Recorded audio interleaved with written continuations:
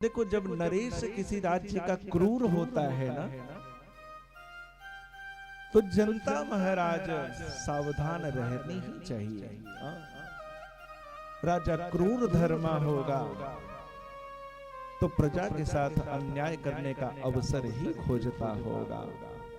शास्त्र भी कहते हैं, नृपस्य चित्तम कृपणस्य वित्तम दैवो न जाने कुतो मनुष्य।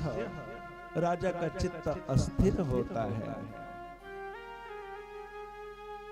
उसका पूर्वानुमान कोई नहीं लगा सकता महाराज। और कंस जैसा अस्थिर बुद्धि का व्यक्तित्व महाराज कब क्रोधित हो जाए। हम अपने सामाजिक जीवन में देखते हैं, कुछ लोग अस्थिर चित्त के होते हैं। क्षणे रुष्टा क्षणे तुष्टा रुष्टा तुष्टा क्षणे क्षणे अस्थिर चित्तानां परिणामो अपि भयंकर।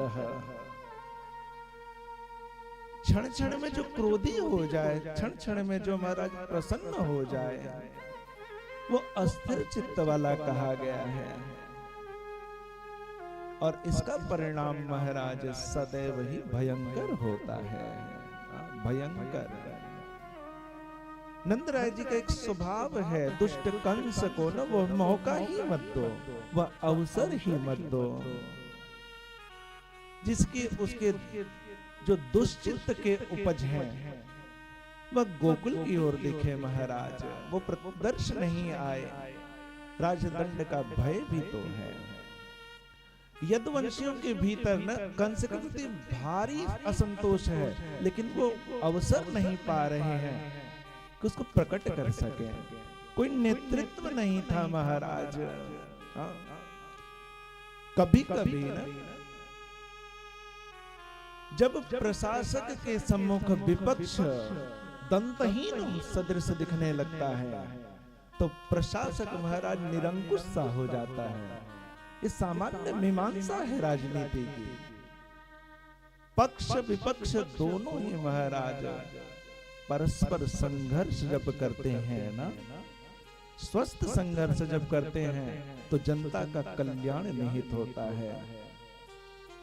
जो प्रशासक है ना, जो शासक है, उससे यदि प्रश्न आप करें तो उसके लिए भी आपके पास बल होना चाहिए। दंतहीन विपक्ष कुछ नहीं कर सकता महाराज, कोई विकल्प नहीं। जनता विकल्प खोजती है, कंस नहीं तो और कौन। मेरा लक्ष्यार्थ समझने का प्रयास करना। व्यासपीठ किसी राजनीतिक मुद्दे को नहीं उठाना चाहती, बस तुम में संचेतना लाना चाहती है। अपना कल्याण किसमें है आप सोचो। जैसे नंदराय जी ने सोचा है महाराज, कुछ सरदारों को एकत्रित किया है और मथुरा को गए हैं।